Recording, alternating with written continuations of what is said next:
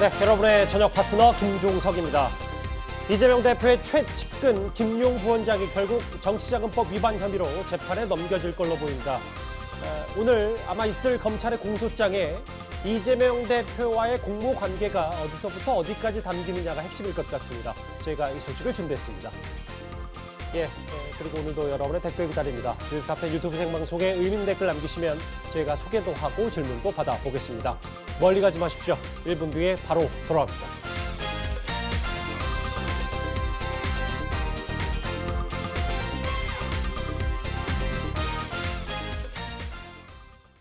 오늘도 뉴스탑10이 자랑하는 뉴스 고수 네 분과 함께합니다.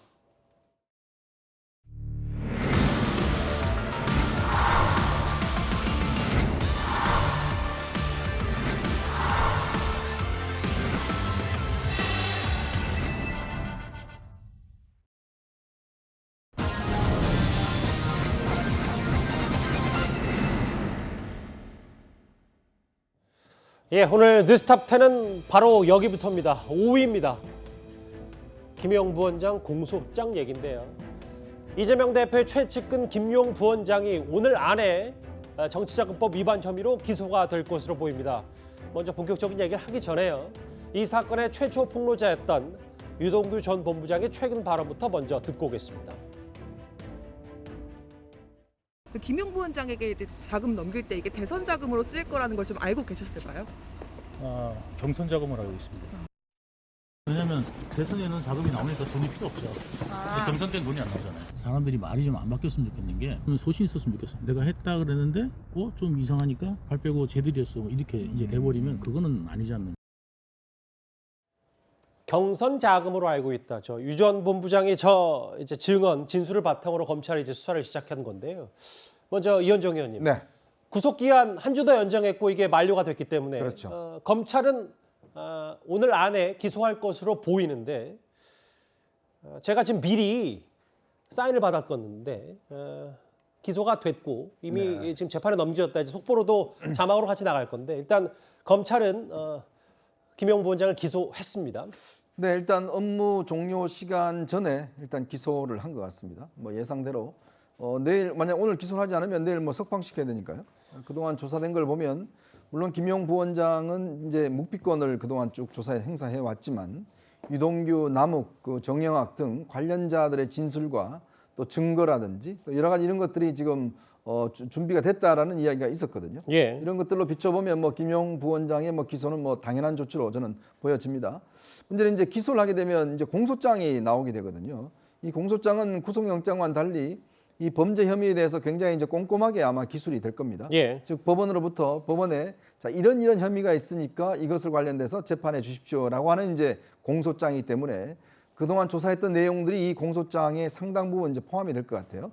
모르겠습니다. 공소장이 즉각 지금 공개가 될지 아니면 또 국회에다 공개될지 이건 아직 좀 불명확합니다만은 중요한 것은 이제 김용 부원장의 이 경선 자금이라고도 이동규 씨가 이야기를 해왔기 때문에 그렇다면 이 경선 자금은 누구의 경선? 결국 이재명 대표의 당시 후보 시절 경선 자금이거든요.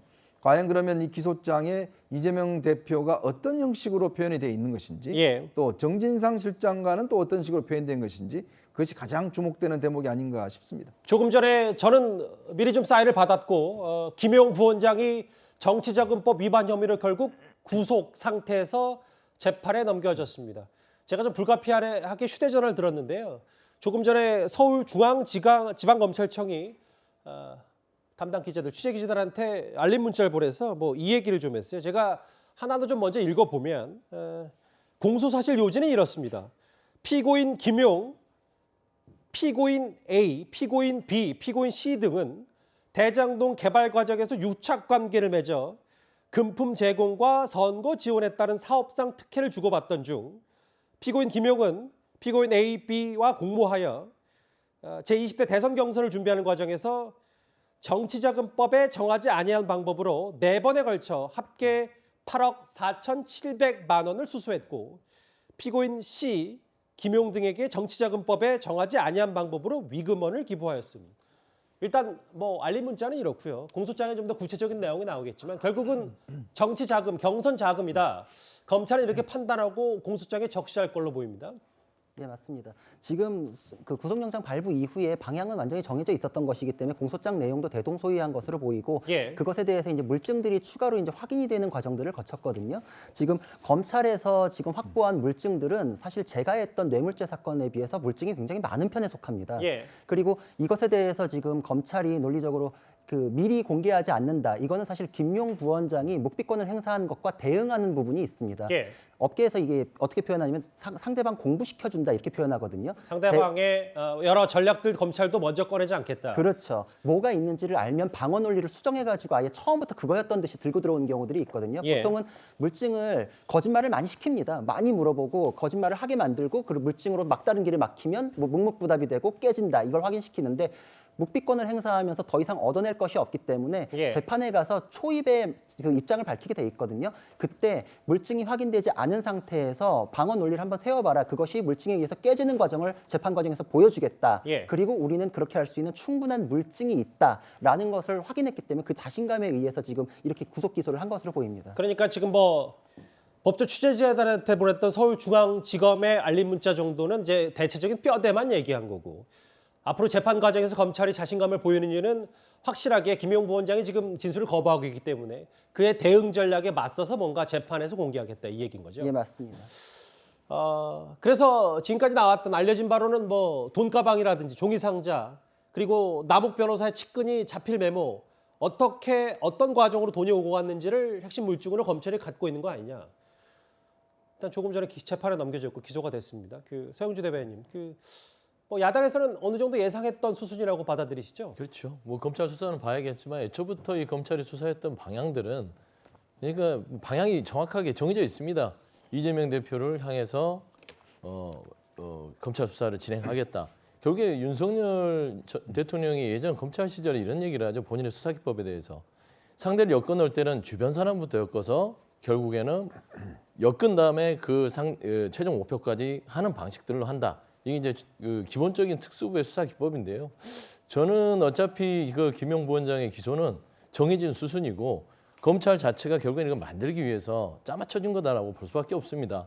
저는 저걸 보면서 검찰이 확보한 핵심 물증, 돈가방, 종이상자, 남욱 측근 자필 메모라고 하는데 그리고 진술 자체는 유동규라는 피의자의 진술밖에 없습니다. 유동규가 어떤 상황이냐면요. 뇌물로 가면 10년 이상 감옥에 살아야 되는데 정치자금으로 가면 집행유예도 받을 수 있는 그런 형이 경감되는 피의자의 말을 듣고 김용 부원장을 일단은 기소를 합니다. 그다음에 돈가방 종이상자 저기에다가 뇌물을 정치자금을 담아서 줬다가 다시 돈가방도 가져가고 종이상자도 회수한다. 예. 이런 부분들이 납득이 될까요?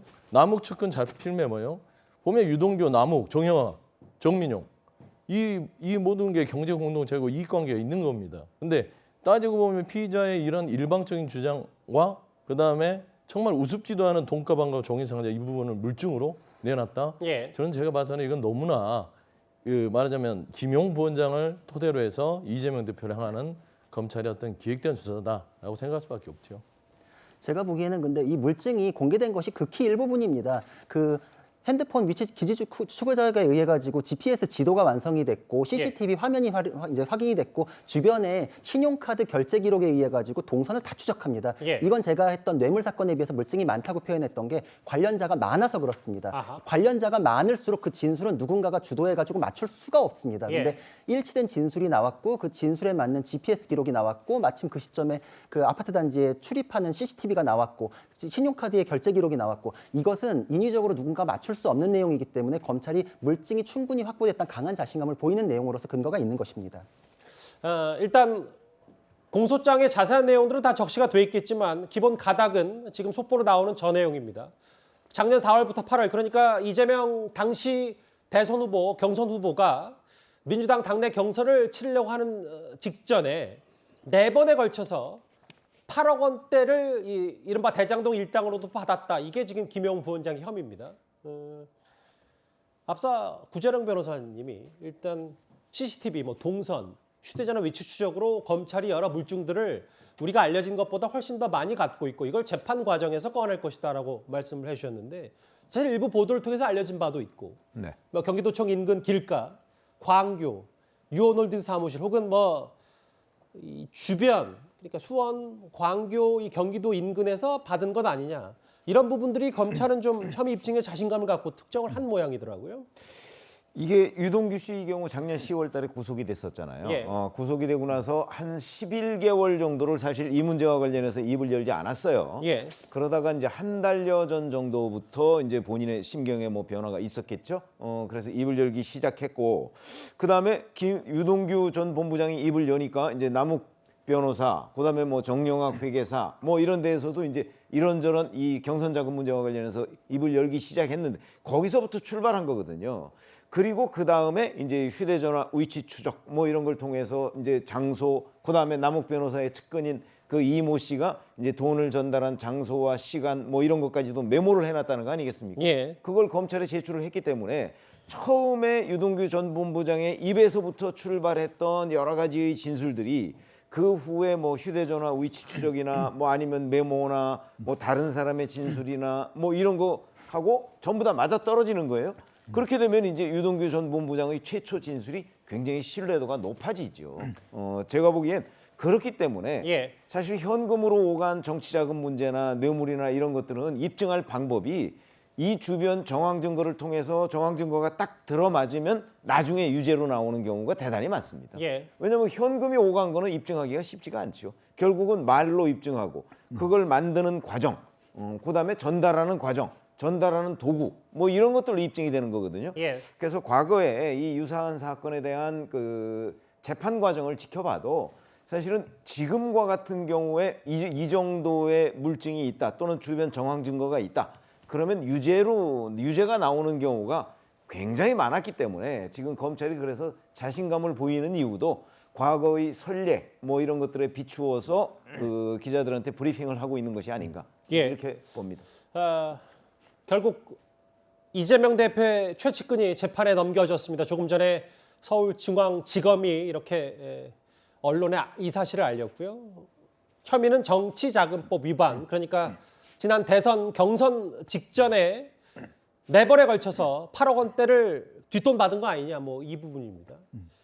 뭐 장소도 좀 특정이 됐다라는 일부 보도도 나왔고, 뭐 이거 재판 과정에서 좀 더 알려졌겠지만, 특히 유동규 전 본부장 얘기를 좀 더 해보면요, 최근에 경선 자금으로 한다. 경선 때는 돈이 안 나오니까 좀 이상하니까 발 빼고 쟤들이 했어. 이렇게 돼버리면 그건 아니지 않느냐. 혹은 일부 보도를 통해서 알려지기로는 한국일보 보도를 통해서는 뭐 좀 세게 얘기했잖아요. 뭐 말려 죽이겠다라는 표현까지 이재명 대표를 향해 썼는데 앞으로 이번 검찰 수사 말고도 재판 과정에 만약에 넘어간다면 유동규 전 본부장의 추가 증언 이런 것도 좀 핵심 증거가 될 수 있는 부분이 어떤지 한번 그렇죠. 판단해 볼까요? 뭐 일단 아마 재판 과정에서 유동규 씨가 이제 증인으로 나올 가능성이 저는 굉장히 높다라고 생각이 듭니다. 왜냐하면 이 사건 관련한 핵심적인 증인이니까요. 근데 이제 보통 우리가 그 대선 자금이라고 그러면 제가 취재를 그동안 경험에 따르면 대선 자금은 여러 가지로 나눌 수가 있습니다. 일단 우선 경선 자금이 있어요. 사실 대선 본선 자금은 선관위에서 나오기 때문에 거기에는 사실은 뭐 부정한 자금을 쓸 수 있는 필요가 별로 없습니다. 예. 왜냐하면 그건 다 회계상 다 이제 어떤 정부에서 돈을 다 주는 거기 때문에. 근데 경선은 돈이 없어요. 근데 이제 실질적으로 후보들이 보면 경선 때 꽤 돈이 많이 들어간다 그러거든요. 예. 그래서 요즘은 이 경선 때 보면 펀드를 모집을 합니다. 펀드를 모집해서 당시에도 이제 이재명 대표가 뭐 100억 가까운 펀드를 모집해서 돈이 필요 없었다라고 이야기를 하는데요. 펀드를 모집하더라도 이것들은 흔적이 남는 돈입니다. 근데 보통 이제 경선을 하다 보면 지방 조직 만든다든지 뭐 등등 여러 가지 면에서 실제 어떤 면에서 보면 흔적 없는 돈을 쓸 수밖에 없는 처지들이 꽤 있습니다. 그러니까 지금 이 경선 자금이라고 이야기하는 것은 바로 거기에 집중해 있다. 물론 뭐 이걸 다 일반화할 수는 그렇습니다. 없습니다. 저는 뭐 제 경험을 말씀드리는 거니까요. 그런데 이제 이 김용 씨가 실제로 이걸 요구한 시점이 바로 작년 2월 달이란 거 아니겠습니까? 예. 그때는 이제 경선에 대해서 조직을 구성하고 특히 그 전화를 한 게 광주에서 전화를 했다는 거거든요. 광주 지역 같은 경우는 당시에 치열했습니다. 왜냐하면 이낙연 당시 후보와 이재명 후보가 맞붙었는데 그 지역은 실제로 이낙연 후보의 텃밭이잖아요. 근데 거기서 어쩌면 승세를 잡기 위해서는 이 상당한 조직이 필요했을 것이고 또 실질적으로 나중에 그 경선 결과가 거의 뭐 1%, 2% 차이밖에 안 날 정도로 굉장히 선전을 했습니다. 그리고 여러 가지 어떤 조직들을 만드는 그런 과정들이 있었거든요. 예. 뭐 그런 것들 등등이 실제 이 경선 과정에 쓰여졌던 자금이기 때문에 예. 이게 사실은 현금이기 때문에 추적하기는 굉장히 어렵습니다. 그렇지만 그 정황에 따라서 아까 말씀드렸던 여러 가지 어떤 상황에 전화 기록이라든지 뭐 이런 것들을 등등을 맞춰서 그것들이 실제로 재판부한테 설득력이 있다 그러면 뭐 충분히 어떤 유죄 가능성도 있다고 저는 보고 있습니다. 검찰은 김용 부원장을 재판에 넘기는 과정에서 지금 속보 자막으로 보시는 것처럼 유동규 전 본부장과 정민용 씨는 공범 그리고 공여자 남욱 변호사는 불구속 상태에서 재판에 넘겼습니다. 불구속 기소. 이 3명에 대해서는요. 예, 이 김용 부원장 얘기 속보로도 다시 일단 만나보기로 할 텐데요. 먼저 사실 민주당 차원에서도 김용 부원장 기소를 앞두고 일단 기자회견을 열었었습니다. 일단 그 목소리 듣고 지금 들어왔던 속보 바로 만나보도록 하겠습니다. 이재명 대표와 주변 인사들은 대선 이후 232건이나 압수수색을 했습니다. 먼지 털듯이 털어도 나오지 않으니 별건 수사를 이어갔고 정치 보복성 대선 자금 수사로 방향을 180도 바꾸었습니다. 연일 언론의 검찰발, 화천대유 일당발 폭로가 쏟아지며 이재명 대표와 주변 인사들에 대한 일방적 주장을 기정사실화하고 심지어 혐의와 직접적 관계가 없는 망신주기를 하고 있습니다. 검찰에 경고합니다. 봐주기 수사, 편파 수사 당장 중단하십시오. 예, 바로 속보자부터 다시 볼까요? 예. 검찰이 본인을 기소하자마자 10분 뒤에 김용 부원장이 또 입장을 냈습니다. 전해용입니다. 정치자금법 위반은 이미 이 재판에 넘겨지는 이 과정은 이미 계획된 것이다. 그리고 대장동 공범 몰아가려고 창작 소설을 쓴다. 아하, 예. 계획, 뭐 소설, 뭐 이런 표현을 썼는데 김용 부원장은 진실을 밝히겠다. 본인은 절대 돈 받은 사실도 없으니까 1억을 돌려준 사실도 없고 저런 특정 장소에서 뭐 유동규 전 본부장을 통해서 이른바 대장동 일당으로부터 받았던 나온 돈도 다 하나하나 허구다라는 주장을 다시 한번 강조했네요. 누가 보더라도요. 제가 뭐 저희 당 입장도 아니지만 제가 보더라도 이 물증들을 보면 뭐 돈가방, 박스 이거를 그러니까 뭐 말씀한 대로 여러분 말씀해 주시는데 뭐 위치 추적을 했다, 뭐 여러 가지 계좌 추적을 했다, 좋습니다. 다 하겠죠. 근데 지금 검찰에서 열린 그 돈가방하고 상자를 돈 주고 다시 돌려받았다는 자체부터가 정말 코미디 같은 시나리오 같아요. 그러다 보니 결국에는 김용 부원장을 통해서 이재명 대표를 향하는 검찰의 수사다라고 얘기할 수밖에 없고 이게 결국에는 소설 같은 일이겠죠. 이걸 어떻게 저는 이걸 유지할지 모르겠어요, 검찰이요. 근데 무서운 것은 야, 검찰이 이거 맘만 먹으면 사람 하나 이거 죄인 만드는 건 쉽겠구나라는 우려도 있는 겁니다. 그건 이제 왜 뭐 그러냐면 시각에 따라서 다를 수 있어요. 다를 수 예. 있지만 그런 우려가 있죠.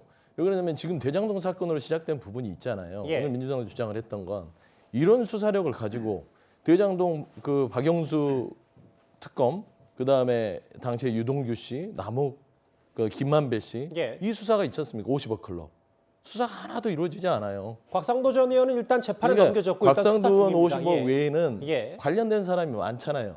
당시에 보면은 저기 박영수 특검도 따님이 11억인가 10억을 받았고요. 예. 그 다음에 남욱 씨도 45억인가를 거기서 빼내요. 그 돈이 유동규 씨한테 전달이 됩니다. 그러면 결국에는 큰 틀에서 대장동의 이 몸통이 이 돈을 가져간 사람들이 누굴까요? 아직도 그것도 의혹 수준입니다. 그게 예. 수사를 안 하니까. 예. 수사를 하면 모르지만 이 몸통은 그대로 놔두고 여기에서 김용 부원장과 이재명 대표를 향한 수사를 한다.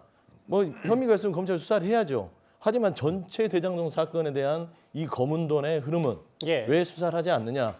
결국에는 검찰이 철저하게 어떤 목적의식을 가지고 가기 때문에 이 자체 기소 자체도 무리해서 기소를 한 것이고 결국에는 이 재판으로 끌고 갈 때 나중에 이 재판 결과에서 검찰은 무한 책임을 져야 될 결과로 전 나타날 거라고 봅니다. 뭐 굳이 제가 뭐 반론하자는 건 아니지만 서영주 대표 말씀하셨던 대장동 몸통이 누구냐 이 부분은 뭐 지난 대선 때부터 여야 할 것 없이 다 공방들이 있었고 실제적으로 그 진실에 대해서는 아직도 재판이거나 수사 중이기 때문에 누가 딱 집어서 몸통은 뭐 50억 클럽이다 혹은 돈을 받아간 사람이 몸통이다 이렇게 단언할 수는 없습니다. 예. 아니 이렇게 생각하시면 돼요. 이 대장동 수사를 검찰에서 손대기 시작한 게 작년 9월 달입니다. 예. 그렇죠? 문재인 정부 때죠. 그래서 9월부터 시작해서 10월 달에 유동규 전 본부장 구속하고요. 그다음에 뭐 김만배 씨 구속하고 뭐 이렇게 됐습니다. 근데 그때 이제 서울중앙지검이 수사를 할 때 사실은 이재명 대표와 뭐 지금 얘기한 김용 부원장이나 아니면 정진상 씨 같은 경우는 이재명 대표와 김용 부원장은 아예 소환 조사도 안 했고 예. 정진상 씨 같은 경우도 뭐 소환 조사를 한 번인가 했던 걸로 제가 기억을 하고 있습니다. 그러니까 그쪽은 거의 수사로 손을 대지 않았어요. 그리고서 사실은 50억 클럽 부분, 곽상도 전 의원 부분 이쪽만 손을 댔어요. 그때 그럼 그때 박영수 전 특검은 왜 문재인 정부 검찰에서는 손 안 댔죠? 그러니까 그때 저는 빠진 부분을 사실은 윤석열 정부가 뭐 본격적으로 그 검찰 인사를 통해서 이걸 들여다본 거는 한 6월 정도부터일 거예요. 그러니까 윤석열 정부는 지금 4개월 정도를 사실은 그때 빠졌던 부분을 집중 수사하는 거고 예.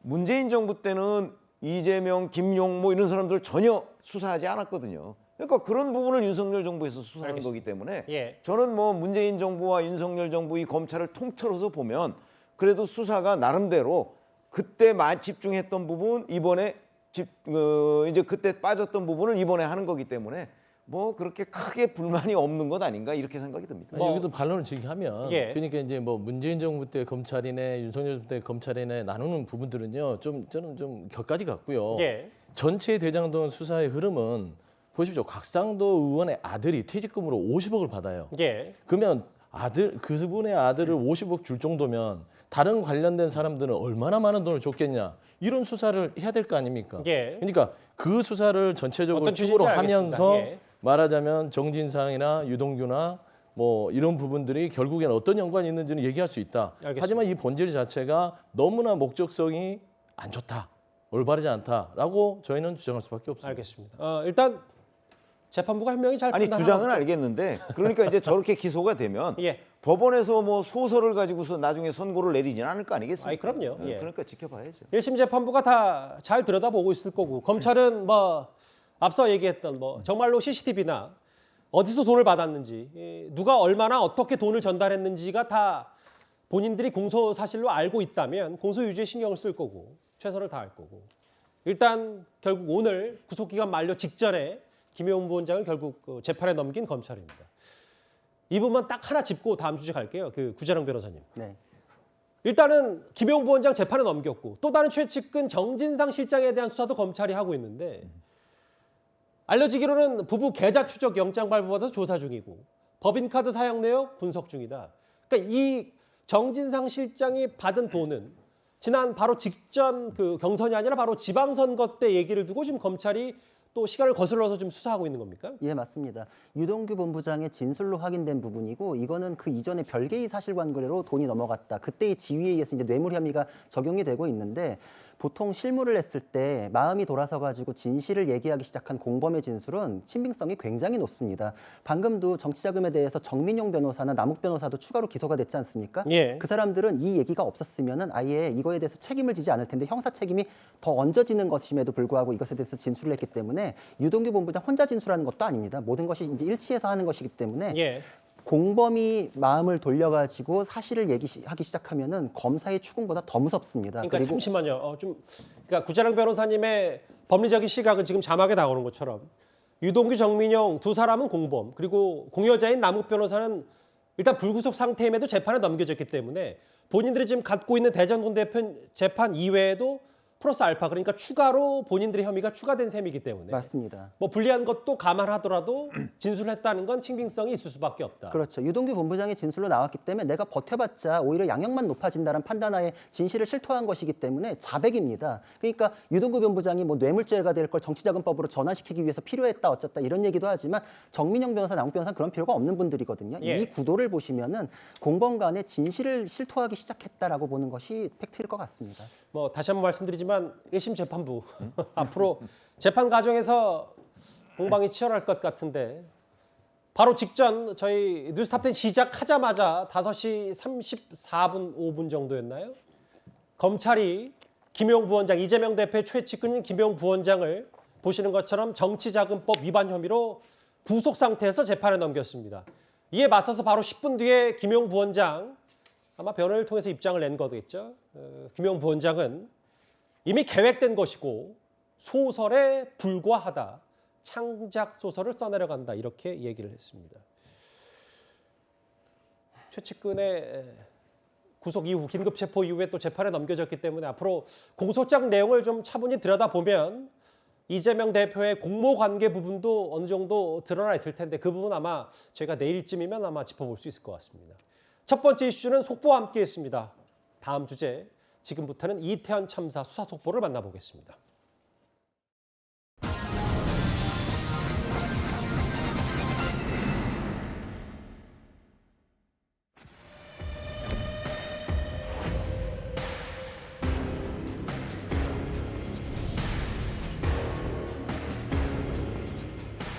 이임재 미스테리 푸는 게 진상규명의 첫 번째다. 뭐 차가 막혀서 다른 길로 우회하다 왔다고 하지만 참사를 고의로 방치한 거 아닌가?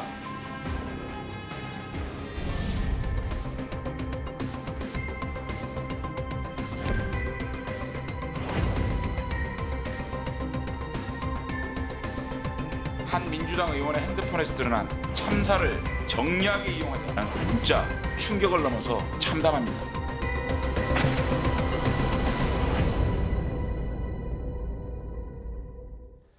예, 오늘 경찰 특수본이 경찰청장 용산구청장실을 포함한 55곳을 압수수색했습니다. 저희가 준비한 1위는 바로 용산경찰서장 얘기입니다. 어제 저희가 이임재 전 용산경찰서장이 참사 당일 밤에 현장 근처에서 뒷짐을 지고 걸어가는 CCTV를 보여드렸었는데요. 현장 책임자의 대응이 얼마나 안일했는지를 보여주는 구체적인 행적이 또 하나 드러났습니다. 관할 서장인 용산경찰서장 이임재 이분의 수상한 행적은 미스테리 수준이에요. 과실치사를 넘어 참소 방조, 구경꾼, 살인 방조, 세월호 선장보다 더하면 더했지 덜하지 않은 사람이다. 그 용산 경찰서장이라는 분은 도대체 뭐 하는 분입니까? 아, 이분은 11시 5분에 도착을 했어요. 그것도 뭐 차가 막혀서 다른 길로 우회하다 왔다고 하지만 수많은 사람이 지금 생사의 기로에 서 있는데 골든타임을 이 서장이라는 사람은 관용차에 앉아서 허비하고 말았다는 점 범죄 행위에 해당된다. 용산경찰서 상황 보고서에 이 전 서장이 말이죠. 밤 10시 20분쯤 현장에 도착해서 지휘했다고 하는 거 이거 거짓말 아닙니까? 그 부분에 대해서도 지금 현재 사실 확인 수사 중에 있습니다. 참사 당일 저녁 이임재 전 용산경찰서장은 설렁탕집에서 식사를 했다. 이 부분은 뭐 알려진 사실인데 일부 언론을 통해서 CCTV가 공개가 됐어요. 밤 9시 24분에 설렁탕집에 도착을 한 이 전 서장 46분에 설렁탕집을 나섭니다. 물론 밥을 먹는 것으로 비난할 건 아닙니다. 근데 다만 이 부분이에요. 저 CCTV가 공개된 이후에 식사 도중에 분명히 긴급 상황이라는 것을 무전기를 통해 보고 받았을 텐데 뭔가 너무 여유를 부리고 서두르는 기색이 없었다. 이 부분에 많은 분들이 주목을 하고 있습니다. 자, 우선 오늘 경찰 특수본이 55군데에 대한 이제 압수수색을 했다는데요. 저는 너무 늦은 압수수색이다. 이미 예. 이 사건이 발생한 지가 얼마나 지났습니까? 이제 와서 이 압수수색을 이렇게 한다는 것 자체, 더군다나 이임재 서장의 휴대전화를 이제야 압수를 한다는 것 자체, 이거 자체는 저는 굉장히 큰 문제다, 수사에 있어서. 이걸 지적하고 싶고요. 또 하나는 이 경찰서장이 움직이면 옆에 이 수행 경찰이 있습니다. 무전기를 3개 다 갖고 다닙니다. 용산서에서 통하는 이 무전기 하나고요. 그다음에 서울청과 할 수 있는 무전기 하나, 또 내부 보안 무전기 하나, 이 3개를 갖고 다닙니다. 이 3개 무전기에는 용산서 경찰들의 무선 내용이 그대로 다 들려요. 서울청도 마찬가지죠. 그걸 보고 이제 용산서장이 지시를 하고 보고를 하고 이런 시스템입니다. 저도 사건 기자를 해봤기 때문에 보통 저런 사건이 터지면 바로 튀어나갑니다. 그냥 현장에 얼마나 빨리 도착하느냐가 기자들 같은 경우도 제일 중요하거든요. 왜냐? 빨리 현장에 가 취재를 해서 빨리 속보를 불러야 되니까. 더군다나 경찰이라고 생각하면 현장 장악이 제일 중요하지 않습니까? 예. 근데 저 시간쯤 되면 이미 112에 신고 등등이 막 빗발칠 때입니다. 자, 그런데 이 장면을 보면 정말 일상적인 그냥 뭐 밥 먹고 그냥 천천히 나가고 이쑤시개 쑤시고 뭐 이런 모습으로밖에 보여지질 않아요. 그렇다면 도대체 이 경찰 용산서 수뇌부 저기는 보면 뭐 정보과장 뭐 등등 이 저 과장급도 또 있었던 모양인데 그럼 이분들이 도대체 뭘 듣고 있었는지, 뭘 상황을 파고 있었는지 저는 정말 궁금해요. 도대체 이분들은 다른 세상에 딴 데에 있었는 건지, 더군다나 그 나중에 이 빠른 길을 놔두고 또 막히는 길로 갑니다. 용산서장의 차 운전기사면요, 그 지역의 빠른 길은 누구보다 잘 알 겁니다. 예. 그걸 놔두고 천천히 그냥 막히는 길로 저렇게 갑니다. 자, 그 다음에 이제 현장 가서는 뒷짐지고 걸어가요. 이 시간대만 하더라도 아직까지 사건이 발생하지 않을 때입니다. 예. 정말 어떻게 이런 모습이 있으면, 이게 경찰대 국입니다. 이 뭐 어제 오늘 경찰 하루 이틀 한 사람이 아니에요. 그런 면에서 보면 저는 정말 이게 처음부터 끝까지 이해할 수 없는, 너무나 이해할 수 없는 행동이라는 생각이 듭니다. 이 의원님 하나 더요. 그러니까 식당 CCTV가 공개가 되면서 뭐 무전기도 있었고라고 하면 상식적으로는 당연히 현장 상황이 무전기를 통해서 보고가 됐고 이게 좀 더 납득이 될 텐데 그 부분에 대해서는 제대로 들여다보지도 않았다. 뭐 조작을 하지 않았다. 뭐 이렇게 해석하면 되는 겁니까? 그러니까 이제 이 문제는 아마 무전기를 뭐 끄고 있었든지 아니면 소리를 줄여놓고 있었든지 아예 뭐 그냥 이런 상황이 아니라면 저 긴박한 무전 소리를 무시할 수가 없는 거거든요. 저는 그래서 경찰이 지금 압수수색을 하는데 휴대전화뿐만 아니라 무선 기록, 무선 통신 기록 이런 것들 다 입수를 해야 됩니다. 예. 당시 휴대전화에도 아마 그런 것들이 뭐 있었을 텐데 과연 그렇게 쏟아지는데도 불구하고 왜 이들은 그냥 저렇게 천천히 그냥 유람하듯이 했을까라는 부분을 정말 의문을 풀어야 됩니다. 또 하나 있어요. 잠시 언급이 됐습니다만 이 부분이요.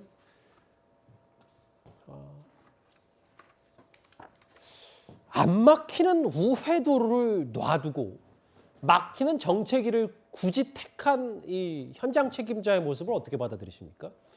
글쎄, 저거는요. 제가 저 시간에 이제 용산서장이 지금 뭐 굉장히 느긋하게 그 뭐 뒷짐을 지고 걷고, 그다음에 식사를 마치고 뭐 이런 이제 CCTV나 뭐 이런 것들이 이제 공개가 되니까 이제 용산서장에 대한 비판이 쏟아지고는 있는데, 예. 저거는 예를 들어서 이렇게 생각할 수도 있을 것 같아요. 입장에서 보면. 왜냐하면 지금 생각해 보니까 아, 이 길은 막혔고 이 길은 뚫렸다 이렇게 판단할 수 있지만. 저 시점 10월 29일 오후 한 9시 뭐 47분부터 뭐 한 10시 넘어서까지 이 시점에는 사실 거기에 여러 곳을 여러 우회도로를 시도를 했다고 지금 그 기사가 나오고 있거든요. 예. 그러니까 뭐 이 길로 갔다가 뭐 경리단 길로 갔다가 뭐 그다음에 그 나와서 뭐 우회도로 다른 데로 갔다가 뭐 이 녹사평대로 쪽으로 갔다가 뭐 이렇게 하다가 이제 그 보니까 여기는 그 상당히 많이 뚫려 있는데 이제 그런 사진이 찍힌 걸로 보이고, 뭐 글쎄 아무리 느긋하다고 해도 경황이 있었겠습니까? 저는 그런 점에서 본다면 그 상황을 전체를 다 확실하게 그 알고 있었다면 일부러 뭐 막힌 곳으로 갔을까? 저는 그렇게까지는 생각하고 싶지 않고, 예. 다만 여기저기 시도를 하다 보니까 어쩌다가 저렇게 막힌 길로 들어서지 않았을까? 그래서 이거는 문제의 본질과는 뭐 큰 연관성은 없어 보이고, 다만 용산서장이 왜 저렇게 했느냐는 부분에 대해서 저걸 설명할 수 있는 사람은 이임재 전 용산서장밖에 없어요. 예.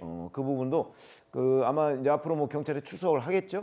본인이 좀 설명을 해서 궁금증을 풀어줬으면 좋겠다는 생각. 그러니까 최병무 의원님 말씀은 그러니까 이 뭐 밥을 여유 있게 먹었거나 혹은 뭐 안 막히는 우회도로가 있는데 굳이 정체된 길을 간 건 아마 전반적인 현장 상황 파악 자체가 덜 된 상태이기 때문에 그 부분을 좀 안일하게 했던 부분이 핵심이다. 그렇죠. 그러니까 그거 그냥 여기저기 시도하다가 보니까 저런 길을 갈 수도 있고 뭐 그렇게 오히려 이해가 되는 측면이 있다. 굳이 해석을 하자면 예. 일부러 그러기야 했겠나 싶은 생각이 든다는 거죠. 근데 이제 대통령실과의 전화 통화 내용은 어제도 저희가 짚어봤습니다만 11시 20분에 아직 현장에 도착 바로 직후쯤에 대통령실이 이임재 전 서장에게 첫 번째 전화를 시도하는데 받지도 않고 다시 전화도 안 걸었다.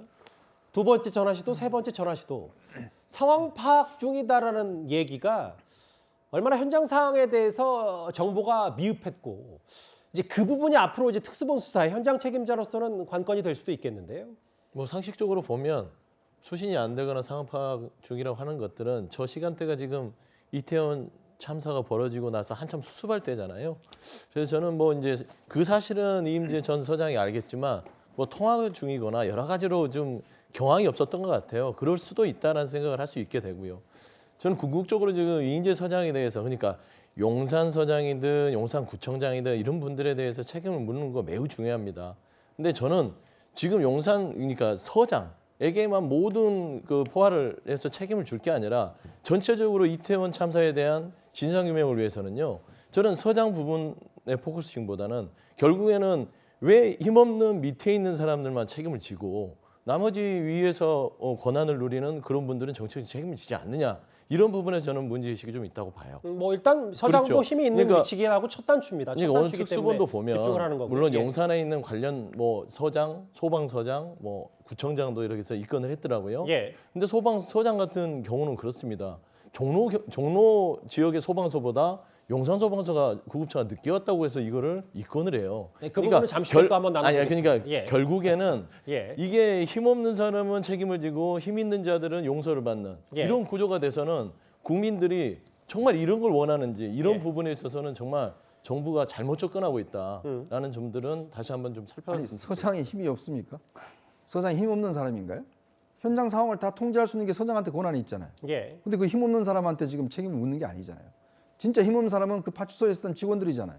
지금 이 묻는 거는 당시에 통제권을 가지고 있던 이 서장한테 지금 문제를 하는데 그걸 힘없는 사람이라고 하면 어떡합니까? 그러니까 용산 서장에 대해서 변론하는 게 아니라 예. 용산 서장 무개념이죠. 용산구청장 무개념입니다. 예. 하지만 전반적으로 전체 이번에 이태원 참사에 대한 예. 진상규명을 할 때 어제 뭐 이상민 장관이나 국무총리 이런 여러 가지를 봤을 때 본인들은 책임이 없는 것처럼 내빼는 모습들이 좀 그런 건 너무 대비된다. 그런 것들은 정부가 정말 국민들이 무엇을 원하는지는 봐야 된다. 그 얘기를 하는 것입니다. 예. 어떤 말씀인지 알겠습니다. 그래도 뭐 첫 단추니까 현장 책임자니까 용산 경찰서장의 행적과 여러 가지 납득이 잘 안 되는 형편없는 대응에 대해서는 하나하나 짚어보긴 해야 됩니다. 대통령실에 1시간여 뒤에 전화해도 상황 파악 중이다.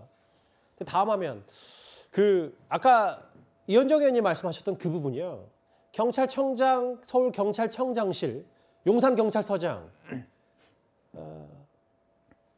첫 압수수색 때는 제외가 됐던 경찰 지휘의 집무실이 포함이 됐는데 지금 대략 참사가 발생한 지 열흘이 좀 됐는데 이 부분이 좀 뒤늦었다라는 건 경찰 특수본의 수사에 대해서 사실 어제도 뭐 그 얘기 했었거든요. 윤익은 경찰청장이 뭐 언론 보도를 통해서 압수수색 내용을 전해들었다. 뭐 이 얘기도 논란이 됐었는데 이 부분이 뭔가 좀 그 경찰의 수사 의지에 대해서 비판할 수 있다. 이렇게 보시는 겁니까? 그렇죠. 왜냐하면 저는 수사관이 아닌데도 일단 딱 이 사건이 터지면 제일 먼저 누구 휴대폰을 압수해야 되겠습니까? 왜냐하면 수사에 요즘 가장 기본은요. 그 사람이 쓰는 휴대전화를 압수하는 게 가장 첫 번째 임무입니다. 그런데 이임재 서장의 휴대전화를 압수수색을 안 했어요. 처음에 압수할 때 빠졌습니다. 용산 서장실 빠졌습니다. 아니 이게 말이 되는 이야기입니까? 아니 기본적으로 지금 이 사건에서 가장 일선에서 현장에서 제일 책임 있는 사람이 용산 경찰서장인데 그 사람이 휴대전화를 압수 안 하고 지금 벌써 10여일이 지금 됐는데 그러면 10여일 동안 충분히 지우고도 뭘 증거인멸할 수 있는 시간을 준 거 아니겠습니까? 수사의 가장 기본은 어떻게 하든 증거를 가장 먼저 압수하는 게 수사의 가장 기본이에요. 예. 그거 못하면요 나중에 다 수사 정말 아무리 열심히 이렇게 뭐 55군데 했다고 그러지만 이게 의미 없습니다. 이미 다 증거인멸했는데요 뭐. 어떻게 할 겁니까? 이미 이 사건이 다 보도가 되고 다 알려지고 난 다음에 이제 와서 압수하면 무슨 소용입니까? 바로 그렇기 때문에 이게 수사라는 게 지금 자꾸 의문을 가지는 게 왜 검찰을 수사를 갖다가 빼버리고 경찰이 이렇게 함으로 해서 어제 대통령이 경찰 한마디 하니까 바로 그 다음날 지금 하는 거 아니겠습니까? 지금 쭉 주목을 했던 이임재 전 용산경찰서장을 포함해서요. 이번에 피의자로 전환이 된 관련자는 모두 6명입니다. 그런데 여기에 용산 소방서장까지 입건이 되니까 뭐 일각에서는 이런 얘기도 나오고 있는데 일단 화면부터 보겠습니다.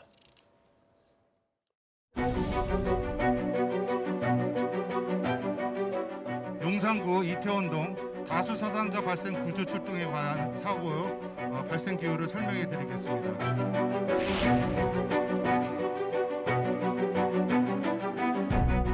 2022년 10월 29일 토요일 22시 22분경에 발생했습니다. 장소는 용산구 이태원동 119-7번지 일대이며 원인은 조사 중에 있습니다.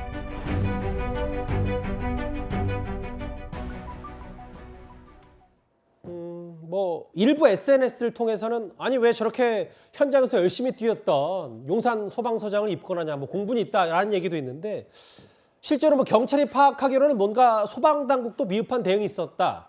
뭐 이게 일단 지금 팩트인 것 같거든요. 그렇죠. 그래서 사실관계는 이제 엄연히 구분할 수 있어야 됩니다. 처음에 신고가 빗발칠 때 경찰에 신고가 들어갔을 뿐만 아니라 119에도 신고가 많았습니다. 예. 그때의 대응과 사고가 발생한 것을 인지한 이후에 출동해가지고 사고를 수습하는 데 최선의 노력을 다했던 것, 이건 분명히 사실관계가 분리되는 것이기 때문에 예. 사고 수습 이후에 그 뭐 손을 떨면서 이렇게 애썼던 모습이 이런 거에 좀 안타까운 면도 있긴 하지만 예. 그것 때문에 그 앞에 대응이 적절했는지에 대한 그 사실관계에 대한 측면에 대한 수사를 멈출 수는 없습니다. 예. 그러니까 법에도 뭐 눈물이 있다 하지만 그 앞부분에 대한 거는 실체 관계에 대한 것이고 그 부분에 대한 수사가 있어야 윗선의 지휘, 보고에 대해서 법적 책임이 어디까지 올라가는지도 가려질 문제이기 때문에 예. 이것이 피의자로 입건됐다는 게 당연히 뭐 혐의가 인정된다라는 걸 전제로 한 그런 개념은 아니고 그럼요. 이제 6명이 시작된 것은 그 위에 법적 책임을 올라가기 위한 첫 단추의 개념이기 때문에 지금 저분을 유죄로 단정했다 이런 개념도 아니고 예. 사고 수습에 대해서 노력을 하지 않았다 이게 아니라 노력을 했지만 그 앞에 사실관계에서 출동에 있어서 적절했는지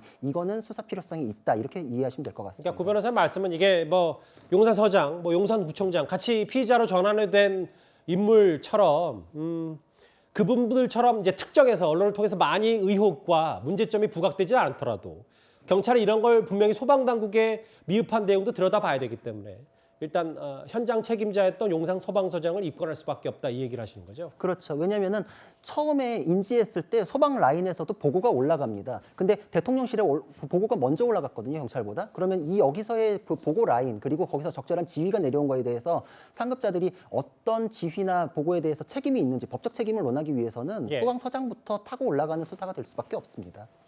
알겠습니다. 이태원 참사 관련 속보 얘기 용산경찰서장과 용산소방서장 얘기로 하나하나 얘기를 해봤습니다.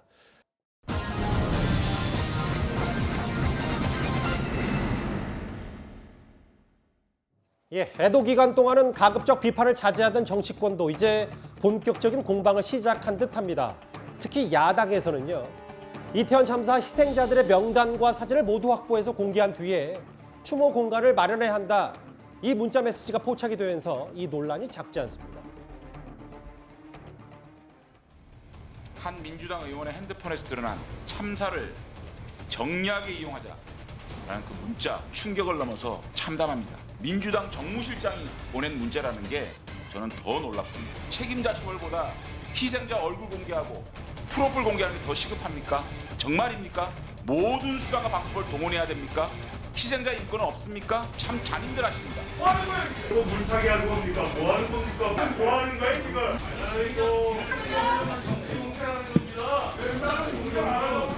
문진석 의원 다 압니다. 문진석 의원 핸드폰 문자인 줄 알아요? 제가 작성한 문자 메시지도 아닙니다. 이름은 얘기 안 하지만 공격을 하셨잖아요. 제가 이 문자에 대해서 실제로 얘기를 했어요. 당사자한테. 지금은 개인정보보호법에 의해서 이런 일이 불가능하다. 상상할 수 없는 일이다. 근데 이걸 마치 우리 당이 정치적으로 이용한 것처럼 이렇게 말씀하시는 것은 지나치게 이 정쟁으로 끌고 가겠다 이런 의도를 드러낸 거 아니겠습니까? 정말 유감입니다. 예.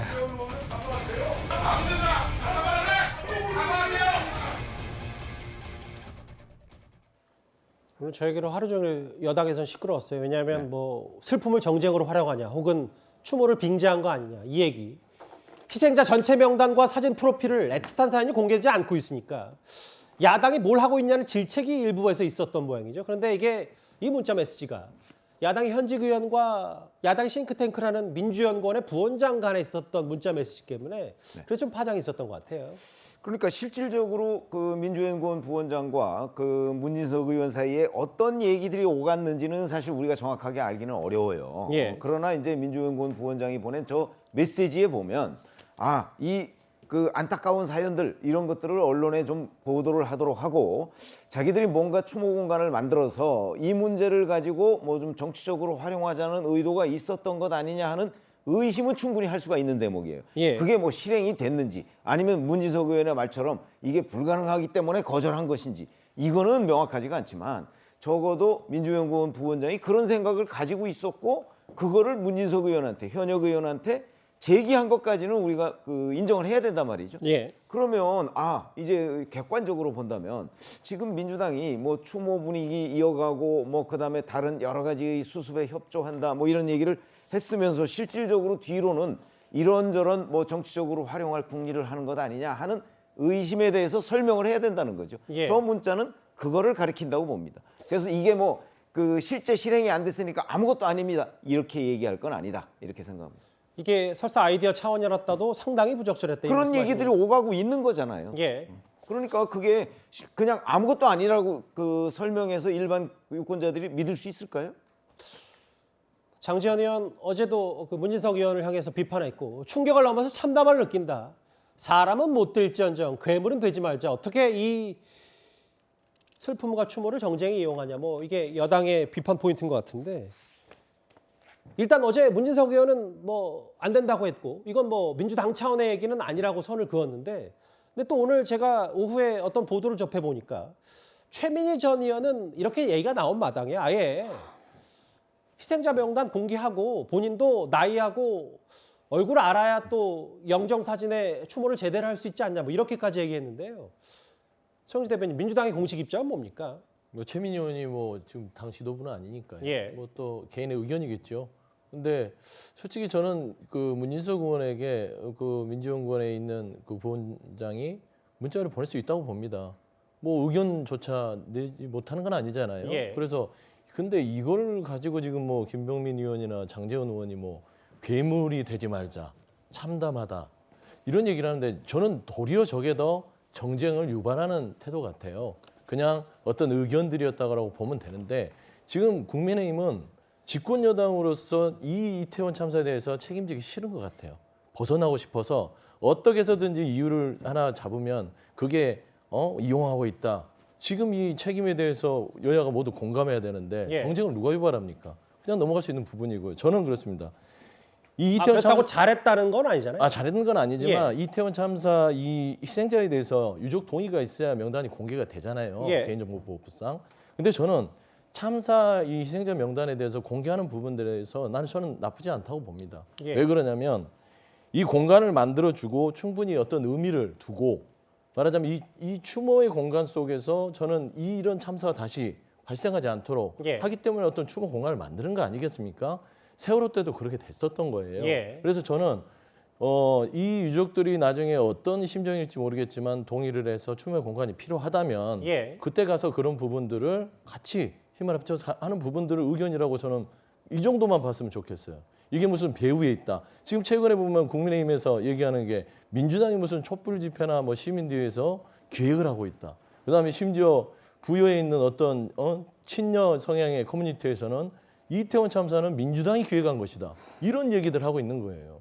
지금은 민주당 탓을 할 게 아니라 예. 정부가 이 참사에 대해서 국가가 왜 존재하지 않았는지 여기에 대한 책임을 더 통감하는 게 우선이다. 저는 그게 선후가 바뀌었다고 봅니다. 예. 저는 저거에 대해서 굉장히 부적절하고 사과를 하셔야 된다고 생각을 합니다. 민주당이요. 그렇죠. 왜냐하면은 이거는 세월호 때하고도 명백히 다릅니다. 그때는 유족들께서 원하셔서 진행된 부분이 있지만 여기서 유족들은 원하지 않습니다. 예. 왜냐하면은 지금 모두가 다 알다시피 이 사고의 원인에 대해서 특정 세대가 할로윈이라는 우리나라 명절도 아닌데 거기 즐겼다라는 거를 원인으로 삼으면서 조롱글이나 비방글이 넘치면서 피해자에 대한 공격도 진행되고 있는데 예. 거기에 얼굴과 신상을 공개한다는 것은 그 네티즌 들에게 그 사람들의 신상을 다시 또 던져주는 것입니다. 왜 갈등을 조장하고 이 화해와 치유를 위해서 노력하셔야 되는데 이런 방식으로 논의를 이끌어 가시는지 이해가 안 되고 예. 이것은 유족들이나 피해자를 위한 논의라는 생각이 들지 않습니다. 유족들이 원했을 때 국회의원들이 그걸 받아서 논의했으면 이해가 될 텐데 예. 유족들을 찾아가서 이런 얘기를 한번 해보자라는 식은 부추기는 것, 들춰내는 것, 상처를 더 아프게 하는 것이라고 생각이 됩니다. 예. 저는 한마디만 더 보탤게요. 지금 정부 자체가 책임을 안 지고 회피하려고 하니까 예. 그런 차원에서 민주당은 도대체 뭐 하느냐라는 국민들의 의견이 있었다. 분명히 문자에 그런 게 국민이라기보다는 있습니다. 뭐 정확히 하면 민주당 그렇죠? 지지자들이나 혹은 뭐 이런 분들이 얘기를 그럴 했겠죠. 수 있죠. 예. 뭐 우리 지지하는 분들은 국민이 아닌 건 아니잖아요. 아니요. 제 말은 국민이라고 특정해서 다 통정할 수 없는 하는 게 건데 아니라. 예. 그 변호사님도 마찬가지예요. 그러면 유족들 전체가 지금 다 그걸 원하지 않습니까? 또 그것도 특정할 수는 없는 거 아니겠어요? 근데 외신들을 보면 지금 예. 이 참사를 통해서 희생된 친구들에 대한 하나하나의 프로필을 가지고 외신들은 보도를 하고 있습니다. 예. 그래서 그 사연들을 통해서 의미는 뭐냐?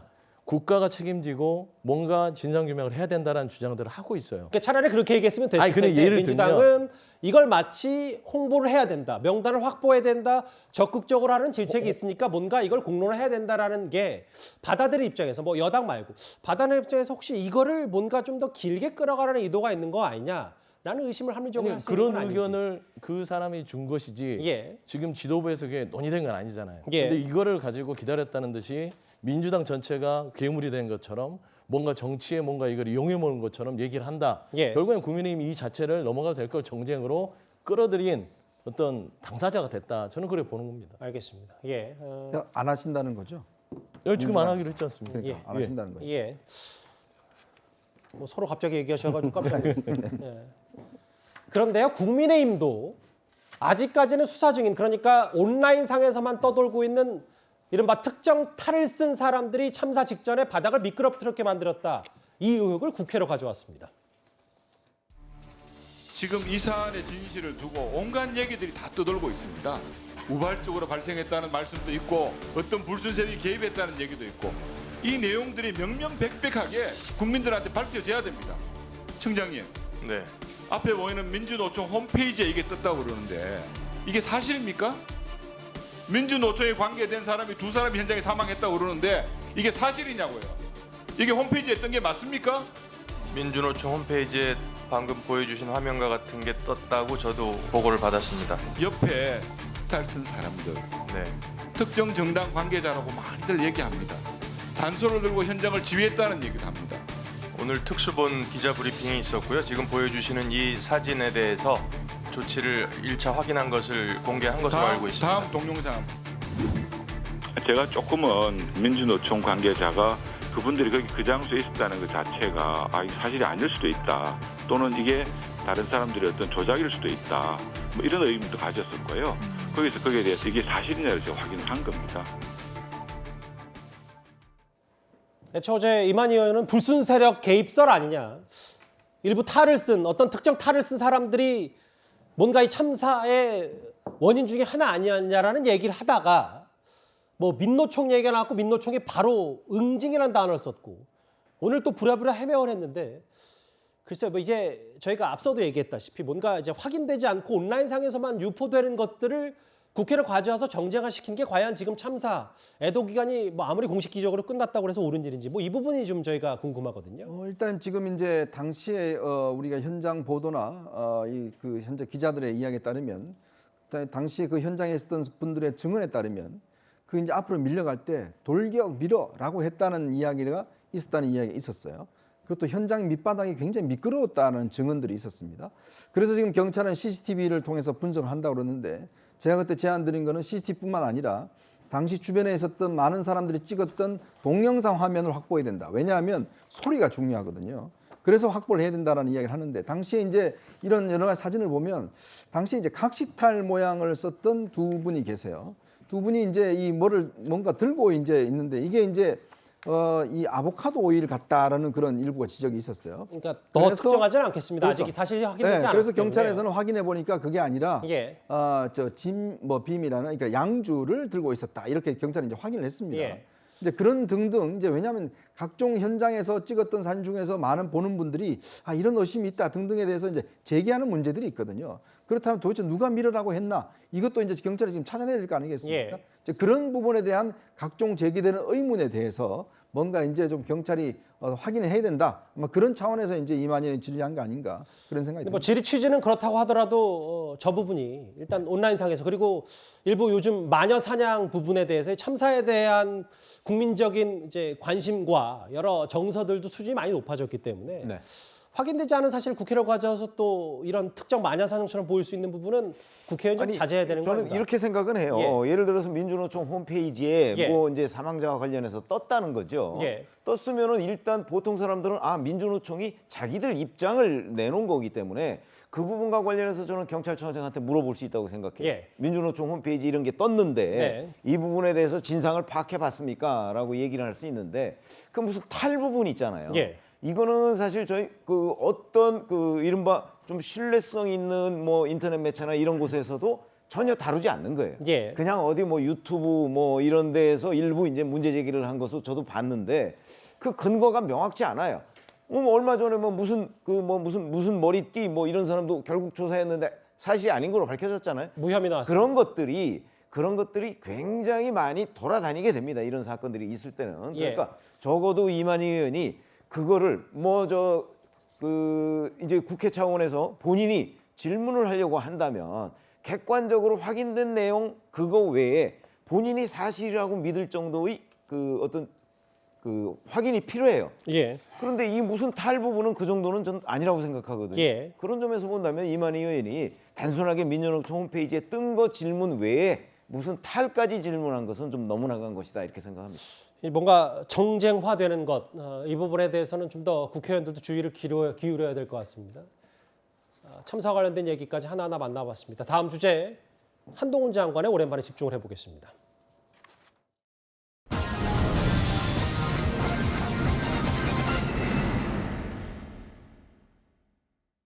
한 장관이 다시 전면에 섰습니다.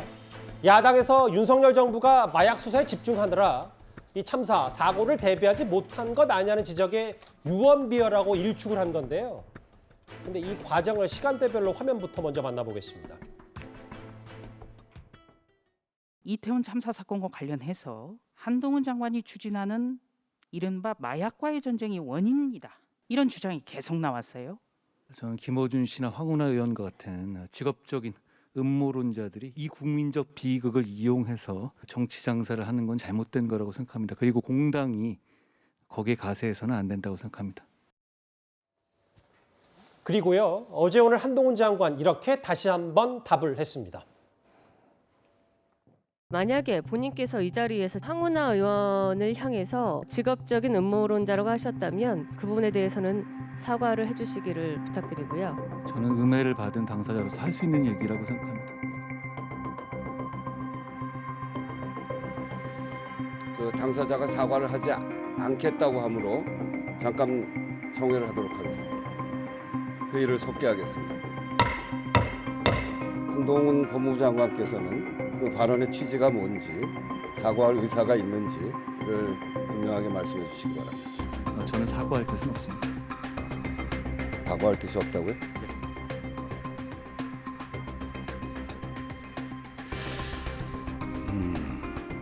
어제 저의 답변으로 인해서 예결위 진행에 큰 차질이 초래된 점에 대해서 제가 유감스럽게 생각합니다. 사과는 허황된 음모론을 퍼뜨린 사람들이 해야죠. 시작은 앞서 제가 설명드렸다시피 경찰이 마약 수사에 집중하느라 이번 참사 못 막은 거 아니야라는 야권 일부의 비판에 대해서 직업적 음모론자들이 국민적 비극을 이용해서 정치 장사한다. 이거에 대해서 일단 유감 표명을 했지만 직접 한동훈 장관이 사과는 하지 않았습니다. 그러니까 제가 한동훈 장관 입장이라도 저는 사과 안 할 것 같습니다. 왜냐하면 지금 이 문제 관련해서 김어준 씨가 하는 방송에서 황운하 의원이 가서 이게 마약 단속 때문에 지금 이 한동훈 장관이 지시해서 이 참사가 빚어졌다는 듯이 이야기를 했어요. 그리고 또 국회에서 다른 김의겸 의원도 그렇고 다른 의원들도 비슷한 이야기를 한 겁니다. 아니 도대체 이 이태원 참사가 마약 단속하고 어떻게 연결되는 거죠? 저 아무리 생각해도 이해가 안 돼요. 그럼 뭐냐면 한동훈 장관이 마약 수사를 강화하겠다. 지금 마약이 워낙 퍼지고 있으니까 그걸 했는데 문제는 현장에는 경찰이 갔습니다. 한동훈 장관이 경찰을 지휘하나요? 지휘 안 하잖아요. 그리고 마약 수사 하지 말아야 됩니까? 해야 되잖아요. 자, 그리고 마약 수사 수사관들하고 일반 경비하는 경찰들하고는 업역이 다릅니다. 이분들은 사복 입고 이 마약 거래를 은밀하게 수사하는 사람들이고 나머지 경비 자체는 기본적으로 다른 경찰들이 하는 거예요. 근데 그게 어떻게 이 한동훈 장관이 이걸 어떤 배우의 참사처럼 참사의 배우처럼 그렇게 몰아가는 것 자체는 한동훈 장관 입장에서는 용납할 수가 없는 거죠. 황운하 의원이 또 이걸 무슨 그때 방송에 들려보면 여러 가지 이야기를 합니다. 무슨 내 계엄령이라든지 등등 부추기고 있다든지 아니 마약 단속을 하는 게 이게 지금 공포 분위기 조성하는 겁니까?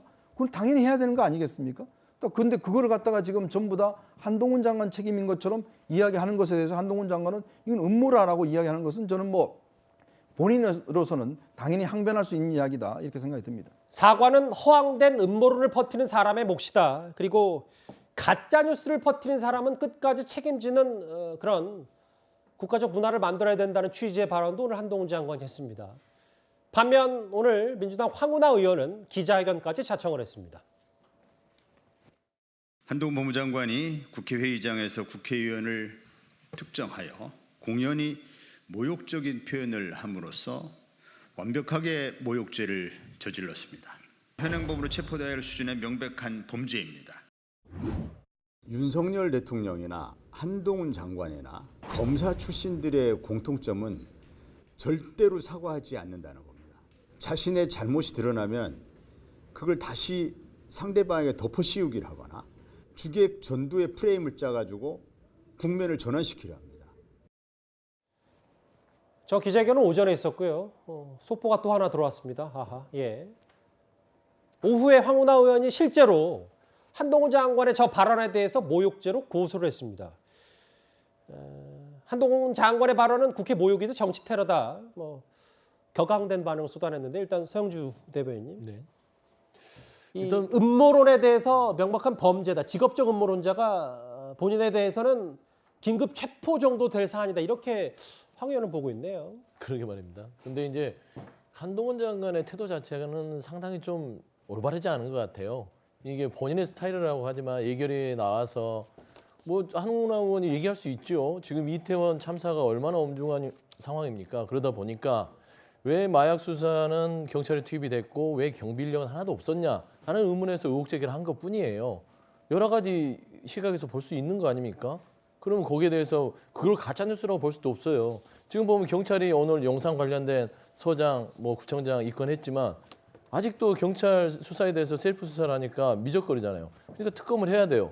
그러면 마약 수사 부분도 마약 수사에 집중하느라고 경비 인력 못 보냈다. 그렇게 나올 수도 있다. 그런 의미에서 황운하 의원은 그런 얘기를 한 건데 이거를 직업적 음모론자라고 현직 국회의원에 대해서 예결위장에서 얘기를 한다는 것은 이건 국회를 업신여긴 것이다. 결국에는 국회라는 것은 국민을 대변하는 기관인데 국민 자체의 존중감이 없다라고 판단해서 모독죄로 저는 고발을 당연히 해야 된다고 보고 있고요. 저는 그렇습니다. 오늘도 제가 방금 언론 보도를 보니까 예. 대통령실이 운영위장에서 지금 국정질의를 하는데 예. 그 국정의 그 대통령실의 수석들이 민주당 의원들이 이 질의를 하는데 메모장에다 수석이 웃기고 있네. 이런 거를 하고 있습니다. 지금. 예. 근데 보면은 결국에는 대통령실이나 한동훈 장관이나 이 국무위원들이 결국에는 국회에 대한 경시, 결국에는 국민과 국가 그리고 이태원 참사에 대한 태도가 전혀 책임지려고 하지 않는 밑바닥이 있다라는 점에서 한동훈 장관께서의 지금 처신은 이번에는 굉장히 좀 잘못했다고 볼 수밖에 없습니다. 대통령실 감사 그거 언론 보도 저희가 제작진도 확인해서 그 사진 있으면 저희도 바로 쓰도록 하겠습니다. 뭐 어떤 내용인지 저희도 받아봐야 되니까요. 실제로 진짜 고소를 했어요, 이 부분에 대해서. 글쎄, 그 모욕죄 구성 요건이 저게 과연 되는가? 저희 경험으로 보면 저는 되지 않을 거라고 이렇게 생각을 하고요. 이제 직업적 음모론자라고 얘기를 하고 있잖아요. 직업적이라는 거는 이제 여러 번 음모론을 퍼뜨렸다 이런 건데 이게 국회에 대한 모독이 될 수 있는 건 아니고요. 예. 황운하 의원, 그다음에 방송인 김어준 씨, 그다음에 아마 김의겸 의원 정도를 겨냥하고 있는 것 아닌가 싶은 생각이 드는데 예. 그러다 보니까 이제 이 세 사람으로부터 그 동안에 여러 차례 이제 이런저런 이제 본인으로서는 음해를 당했고요. 제가 보기에도 사실은 마약 단속에 경찰이 집중한다고 해서 이태원 사고가 벌어졌다는 거는 아무리 이리저리 여러 가지 시나리오를 짜봐도 그 연결고리가 저는 보이지 않거든요. 저희도 기자 생활 참 오래 했는데 그럼 뭔가 이게 연결고리가 있어야 그 기사를 구성을 하지 않겠습니까? 예. 그런 점에서 본다면 지금 황운하 의원이나 김어준 씨나 김의겸 의원이 얘기하는 이태원 사고와 마약 단속 문제 그거는 적어도 국회에서 얘기를 하려면 본인이 사실이라고 믿을 정도의 확인 작업이 필요하고 근거를 대야 돼요. 그런데 그런 게 전혀 없었잖아요. 그러니까 제가 보기에는 직업적 음모론자, 근거가 없으면 음모론이죠. 합리적 분석이 될 수 없는 겁니다. 법적으로 어떻게 해석하면 됩니까? 실제로 고소를 했기 때문에. 사실 성립 가능성이 굉장히 떨어집니다. 왜냐하면 대법원 판결에 명확하게 나와 있는 게 전면적 공인이라는 게 있습니다. 정치인은 공인의 끝판왕급이거든요. 그래서 정무직 공무원과 국회의원은 전면적 공인이기 때문에 그에 대한 비난이나 평가적 판단 이런 거는 모욕죄나 명예훼손죄를 구성하지 않고 굉장히 다른 기준이 적용된다는 게 대법원에 확립된 판례입니다. 그래서 문재인 전 대통령에 대해서 공산주의자다 발언했던 것도 무죄 취지로 파기환송됐던 그 판결에서 기준을 세웠거든요. 근데 예. 황운하 의원이 저건 법적 조치까지 취했다는 거에 대해서 저는 좀 의아한 생각이 드는 게 예. 지금 한동훈 장관은 지속적인 가해 행위의 피해자입니다. 지금 피해자라고 인식하지 않고 본인들의 가해 행위에 대해서 잘못이 없다고 인식하니까 자기만 지금 피해를 입은 듯이 지금 법적 조치까지 먼저 나서셨는데 지금 이거에 대해서는 한동훈 장관이 김의겸, 김어준, 황운하 의원에 의해서 반복적으로 가해 행위를 당했고 그거에 대해서 피해를 입었기 때문에 아파서 악소리 냈는데 그 악소리 낸 게 나한테 거슬리기 때문에 지금 모욕이다? 뭐 저는 그렇게 느껴지는데 이것은 맞지가 않습니다. 본인들 발언에 알겠습니다. 대해서 본인들도 공인으로서의 책임을 느낀다면 본인들이 어디서부터 잘못된 것인지를 깨닫고 이 근거 없는 의혹 제기나 유언 비어에 대해서는 삼가해야 될 것으로 생각이 됩니다. 오늘은 한동훈 장관과 어제 오늘 황운하 의원이 제대로 붙었다면 그렇다고 한동훈 장관과 김의겸 의원이 충돌을 또 안 한 건 아닙니다. 어제 법사위 장면 보겠습니다. 마약과의 전쟁의 어떤 시발점, 이거 장관 아닙니까? 검찰은 그날 마약 단속한 적 없고요. 그리고 검찰 마약 단속 체제에 경찰 포함되어 있지 않습니다. 네. 그리고 경찰이 마약 성과하는 게 저랑 무슨 상관이 질문입니다. 네. 우선 한동훈 위원님 맨날 이렇게 장관께서 던지고 그냥 마시잖아요. 아니 위원님은 모든 게 다 저로부터 비롯되는 건가요? 위원님 저한테 얘기한 거가 어떻게 됐습니까? 청담동 한동훈 술자리하면서요. 한동훈은 없어졌던데 이제는 매번 이런 식이잖아요. 매번 어떤 걸 던져놓고 나서 그냥 던져놓고 언론에서 받게 하고 그다음에 주워 담지도 못하시죠? 해결도 몇 번 안 하시죠? 사과도 없으시고요. 제가 그걸 왜 사과를 해야 됩니까? 그러면 제가 아직도 그 자리에 갔다고 생각하십니까? 왜 말씀이 없으세요? 그리고요, 이 부분 그러니까 가짜 뉴스 따져 묻겠다 김의겸 의원을 겨냥했던 거 말고도 한동훈 장관은 참사 관련 수사 그런데 이게 검수완박으로 인한 검찰의 한계에 대해서 분명히 얘기했습니다. 이번에는 김남국 의원과 발언 들어보겠습니다. 그 대통령이 왜 지금 대검의 사고대책본부를 그렇게 꾸리라고 지시를 했는지 그 부분을 좀 명확히 좀 알 수 있었으면 합니다. 그런 지시가 있었습니까? 대검이 예. 그냥 자체로 이미 그 당일날 사고 대책방을 꾸린 거거든요. 제가 그런 대통령실에 좀 명확한 지시가 있었던 것으로 지금 알고 있는데요. 의원님 그 지시를 좀 보여주시겠습니까? 제가 잘 모르겠어요. 그러면 지시가 없었다라고 보고 통상에 아니 이제 지시가 있었다는 말씀을 저한테 하셨습니까? 그러니까 지시가 없었는 그 불분명하니까 그건 낫고요. 아니 없었어요 그냥. 예, 그러면은 저희가 이제 통상 어떤 이런 대규모 참사나 이런 사고가 발생했을 때 대검의 사고대책본부가 꾸려지는 경우가 거의 이례적인 것 같더라고요. 그래서 세월호 때도 그랬고요. 사고대책본부를 이렇게 대검에 두는 경우가 이례적이어서 수사권을 박탈하셨잖아요. 그러니까 합동수사본부를 만들 수는 없죠. 검수완박이 됐으니까 대형 참사에 대해서 수사본부를 대검에 만들 수는 없습니다.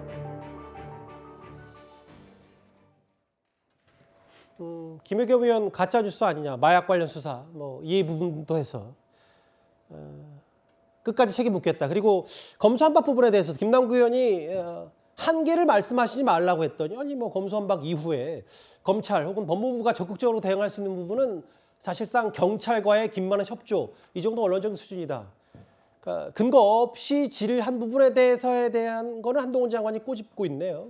그러니까 이 법을 주도했었던 분 중에 한 명이잖아요. 김남국 의원이. 자, 우리가 이 탑10 자리에서도 그 법에서 다른 건 좀 모르겠는데 왜 대형 참사를 빼느냐 검찰 수사권에서 그 부분에 저도 목소리 높여서 이야기를 했고 이건 안 된다. 왜냐하면 저희들이 역대로 사건 기자하고 하면서 대형 참사에 대해서 많은 취재를 했습니다. 근데 이 대형 참사라는 게 생기면 일사불란하게 이 사법 수사권들이 집중돼야 되거든요. 예. 그 단시간 내에 수사를 해야 됩니다. 그러기 위해서는 예년 같으면 건강의 합동수사본부, 정부종합합동수사본부 이런 거 생기면서 검찰이 이걸 주도를 합니다. 왜냐하면 검찰이 이 법리에 대한 것과 수사 경험이 있으니까요. 그래야 되는데 이번에 지금 김남국 의원이 잘 아실 거 아닙니까? 그 법 주도하셨잖아요. 법 주도하시면서 대형 참사를 빼면 어떤 문제가 생기는지 본인들이 잘 아실 거 아니겠습니까? 자, 그런 상황에서 이제 검찰이 수사 못하게 해놔놓고 왜 대검에 세우느냐 뭐 이런 등등의 이야기를 해봤자 뭐합니까? 왜냐하면 지금 경찰이 수사 개시권이 있고 그다음에 검찰은 이 수사에 대해서 그냥 나중에 올 때 한번 검토하고 다시 수사하라는 이 지시할 수 있는 그거만밖에 없습니다. 그래 놔놓고 지금 검찰한테 자꾸 뭐 대검에 왜 만드느냐 뭐 등등 이야기를 하면 본인들이 그렇게 잘 아셨으면서 왜 이런 대형 참사가 생기는데 왜 검찰의 수사권을 막았는지 그 부분에 대해서 한번 이야기를 좀 하셨으면 좋겠어요. 이번 주제 마무리하기 전에요. 소영주 대변인 아까 말씀하셨던 그 보도 저희가 한번 인용을 해서 사진을 한번 보겠습니다. 이 사진이네요. 오늘 대통령실에 대한 국정감사가 있었고 오늘 대통령실 참모들 비서실장, 뭐 홍보실장, 홍보비서관, 홍보수석 혹은 뭐 여러 대통령실 참모들이 국회에 나왔는데 웃기고 있네. 저 글을 누가 썼는지는 확인이 안 됩니다만 오늘 조금 전에 한 언론사 카메라에 포착이 됐고 이 부분에 대해서 아마 저희가 내일쯤이면 뭐 오늘 또 이 부분을 갖고 또 오늘 아마 예상컨대 지금 국회 대통령실 국감장에서도 여러 공방이 있을 테니까 그 부분 아마 저희가 내일쯤 짚어볼 수 있지 않을까라는 생각이 드는데 아직도 야당 질의에 대해서 일단 뭐 이 보도에 따르면 아마 김은혜 홍보수석이 적은 거 아니냐라는 얘기가 나오는데 아직은 이제 확인되지 않았기 때문에 아마 이 공방도 좀 앞으로 있을 것 같고요. 일단 알겠습니다. 일단 뭐 알려지기로는 뭐 다른 수석 수첩에 적힌 메모라고도 하는데 일단 알겠습니다. 강승규 시민사회 수석의 수첩에 적힌 것으로 포착이 돼 있다. 뭐 여러 좀 이것도 논란이 있을 것 같은데요. 예. 의원들 질의 관련 아닌 사적 대화다라고 얘기를 하고 있는데 글쎄요. 대통령실에서 또 여러 가지 얘기가 나올 테니까요. 일단 조금 전에 보도된 내용까지 저희가 이번 주제에서 차례로 전달해뒀고 이 자막까지 확인해 보겠습니다. 알겠습니다. 저희가 숨가쁘게 하나하나 주제를 하다 보니까 또 조금 전에 대통령실 국감에 있었던 여러 보도 내용까지 전해드렸고요. 다음 주제는 이 얘기인데 조금 다른 차원의 얘기죠. 정치권으로도 불이 붙은 이 얘기를 해보겠습니다.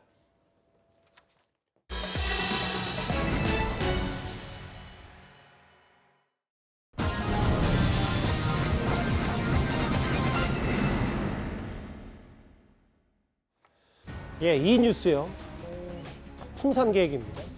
문재인 전 대통령이 4년 전 북한 김정은으로부터 선물 받은 이 풍산개를 정부에 반환하기로 했다는 사실이 알려지면서요. 어떻게 그동안 키우던 반려견을 파양할 수가 있냐? 아니다. 이건 규정을 안 만들어준 윤석열 정부의 책임이다. 이렇게 논란이 식지 않고 있습니다. 오늘 국회에서도 이 얘기가 나왔습니다. 북한으로부터 받은 강아지 있잖아요. 근데 이거는 이제 정상감 받은 거라서 좀 인수인계 작업이 필요하다고 하는데 그때 나도 그 검찰총장 그 임명장 받으러 들어갔을 때 차담을 하는데 내 처가 그 강아지 보고 싶다는 말을 하려고 그래서 내가 발로 이렇게 찼다고. 쓸데없는 소리 하지 말라고. 그래도 강아지는 아무리 정상감 받았다 해도 키우던 주인이 계속 키워야지. 강아지는 좀 일반 물건하고 다르죠. 풍산개 구미와 송강이를 키우기 위해서 사료가, 뭐 의료가, 의료비 뭐 한 50만 원. 그 외에 사육사를 위한 인건비, 관리 용역비라도 했는데 이걸 200만 원 더 달라. 구미와 송강이가 전문적인 조련사, 특별한 사육사가 필요한 것도 아닌데 이런 주장은 국민들이 납득하기 어렵다고 생각하는데요. 근데 조금 전에 한 언론 보도를 통해서 알려지기로는 논란의 풍산기 이제 언론 보도가 되자마자 일단 하루 만에 반환 조치를 문재인 전 대통령이 이미 한 것 같습니다. 그렇죠. 아니, 원래는 그 11월 5일에 대통령 기록관에 연락을 해서 반환 의사를 밝힌 걸로 돼 있고요. 이제 오늘 조금 전에 경북대 동물병원에 이관을 한 것으로 대통령 기록관 관계자를 통해서 이렇게 지금 알려져 있습니다. 예. 그러니까 대단히 신속하게 반환을 했다. 그런데 이제 문제는 자 그럼 반환한 이유가 뭐냐? 뭐 이런 걸 가지고 지금 논란이 벌어지고 있는 것처럼 언론에서 보도를 하지만 정확하게 얘기하면 사실은 반환의 이유는 그 250만 원이라고 얘기하는 그 양육비 문제 아니겠습니까? 예. 왜 그러냐면 이 위탁 관리하는 근거는 이미 3월 29일 날 확정이 돼 있습니다. 그러니까 위탁 관리가 근거가 없어서 뭐 반환하는 건 아니고요. 근데 5월 9일 날 이제 대통령 기록관하고 문재인 대통령 쪽의 비서관하고 협약을 맺었거든요. 예. 그거는 바로 비용 문제예요. 그러니까 그 비용 문제가 6개월 동안 지금 해결이 안 되니까 아마 그 부분을 감당할 수가 없다는 판단하에 반환을 결정하고 신속하게 이렇게 실행까지 옮긴 것 아닌가 저는 이렇게 해석을 합니다. 예, 오늘 정치권에서도 꽤 뜨거웠습니다. 견사구팽 대북 평화쇼 얘기를 했고요. 홍준표 시장은 김정은 보듯이 애지중지하더니 북송시켜라는 표현까지 했는데 지금까지 기다렸다 시행령 개정을 누군가에서 다시 중단이 됐고 이런 얘기를 했습니다. 최진봉 교수님 일단 어떻게 받아들이셨어요? 그러니까 이거는 시행령을 바꿔서 구체적으로 그러면 왜냐면 모든 그러니까 대통령으로 근무하면서 받은 선물은 모두 다 대통령 기록관을 넘겨야 되지만 생물인 경우에는 특이한 상황이고 처음 있는 경우이기 때문에 예. 이거를 이제 협약할 때는 시행령 바꿔가지고 그러면 조치를 취하겠다고 약속을 한 거 아니겠습니까? 근데 6개월이 지나도록 시행령이 바뀌지 않고 있고 왜냐하면 법적 근거가 없으면 사실은 문재인 전 대통령이 기르는 것 자체가 불법이 되는 거예요. 왜냐하면 이거는 문재인 대통령이 소유할 수 없는 그런 반려견이거든요. 그런 상황이기 때문에 시행령을 바꿔줘야 되는데 예. 그 시행령을 바꾸지 않아서 문제가 발생한 것이기 때문에 예. 저는 윤석열 정부가 빠른 시간 안에 이 문제를 해결해야 된다고 봐요. 만약에 정말 문재인 전 대통령이 계속 기르게 하려면 반려견을 그러면 시행령을 빨리 고쳐가지고 조치를 취해줘서 법적으로 문제가 없이 만들어줘야죠. 그게 이루어지지 않았기 때문에 지금 반환이 된 걸로 저는 보고 있고요. 예. 그런 차원에서 본다고 하면 원래 대통령실에서 그랬어요. 조치를 취하고 있는 중이지 예. 안 하려고 한 건 아니다. 시간이 좀 지나서 그렇고. 근데 6개월이나 지났는데 이게 안 되기 때문에 문재인 전 대통령 입장에서는 왜 빨리 조치를 취하지 않느냐 하는 관점에서 반환을 한 것으로 알고 있습니다. 그럼 이제 그 조치라는 것도 결국 시행령이고 시행령이라는 그렇죠. 것도 결국 핵심은 돈 문제일 수밖에 없는 거고요. 그러니까 시행령이라고 하는 것이 돈 문제뿐만 아니라 법적인 조치도 필요해요. 왜냐하면 예. 소유권이 누구한테 있냐는 거예요. 예를 들면 이거는 아까도 말씀드린 것처럼 정상이 정상으로서 활동을 하면서 받은 모든 것은 대통령 기록관으로 가도록 돼 있어요. 규정이. 근데 그걸 시행령으로 바꿔서 소유권 예를 들면 부분이요, 일단. 동물의 예. 경우라든지 살아있는 생물의 경우는 일정 부분 뭐 이렇게 다른 곳으로 보낼 수 있다든지 아니면 대통령이 계속 기를 수 있다든지 이런 법적 규정을 만들어야 된다는 거죠. 예. 아니 제가 팩트 체크만 하자고 이 말씀을 드리는 건데 대통령 기록물 관리법 시행령에 보면요. 예. 그 이 동물 지금 말씀하신 거 있잖아요. 예. 그거를 위탁 관리할 수 있도록 법적 근거가 돼 있습니다. 그러니까 예. 문재인 전 대통령이 지금 관리를 하고 키우는 거 아무런 문제가 없습니다. 법적으로. 그런데 지금 시행령 문제를 얘기하는 거는 돈 문제입니다. 예. 그게 안 바뀌어졌다는 거지 법적 근거는 다 있다니까요. 그러니까 이른바 250만 원 정도의 250만 원 그걸 줄 수 있는 시행령 개정이 안 돼 있다는 거죠. 예. 글쎄요. 꽤 뜨거워진 이슈예요. 여당에서는 과거 특수활동비 논란이 문 전 대통령에게 있었을 때 과거 탁현민 전 비서관 이렇게 얘기했다. 이 발언까지 소환을 했습니다. 이미 많이 알려져 있지만 사실은 뭐 관저에서 키우는 개 사료값도 대통령이 직접 부담하시는데. 문재인 대통령은요 재임 중에 개 사료값, 고양이 사료값 사비로 부담한다 이렇게 발표를 해가지고 굉장히 화제가 됐거든요. 그랬던 문재인 전 대통령이 퇴임 후에는 월 250만 원씩의 국가 예산을 지원해야 된다. 그렇지 않으면 파양하겠다. 이런 거 아니에요. 그러니까 앞뒤가 좀 안 맞는 거 아닙니까? 대통령 기록관실 내에서 구체적으로 이제 사육에 필요한 예산을 아마 내부적으로 실무적으로 검토한 걸로 알고 있습니다. 근데 이제 이쯤 되니까 그럼 이 풍산개 관리하는 돈이 이렇게 많이 들어라고 근본적인 궁금증을 제기하는 분들도 좀 있더라고요. 자, 우선 뭐 규정, 시행령 따지시는데 저는 참 이해할 수 없는 행동이 뭐냐면 문재인 대통령이 이 풍산개를 자기 가족처럼 키운다라고 이 SNS에 수차례 이야기를 했습니다. 자, 그런데 이 지금 시행령 때문에 파양을 해버렸어요. 이거는요, 어떤 사람으로 따지면요, 입양한 사람을 그냥 파양하는 거나 마찬가지잖아요. 요즘은요, 반려견들을 다들 가족처럼 합니다. 자, 그리고 어제 우리가 이 전문가 이야기 들었지만 주로 풍산개 같은 경우는 처음에 자기 주인한테 떠나게 되면 밥도 안 먹고 굉장히 그냥 뭐 이게 안 따른다는 거예요. 자, 그런데 5년 동안 지금 키우는 겁니다. 근데 저는 문재인 대통령의 행동을 이해할 수 없는 게 그렇다고 지금 이 강아지들을 그냥 파양을 해버려요? 본인이 키우면서 이 문제를 해결할 수가 있는 거잖아요. 그리고 본인이 그동안 5년 동안 이게 김정은 위원장 선물이라고 해서 많은 언론에 외신에 다 이게 뭔가 소개를 하고 다 했지 않습니까? 그런데 이제 와서 이거를 그냥 파양해버리면 제가 입장에 이 반려견 입장에 생각 한번 해보십시오. 어디로 가야 됩니까, 얘들이? 여기 누가 이제 키워야 되는 거예요? 그러니까 이런 문제가 생기는 거지 않습니까?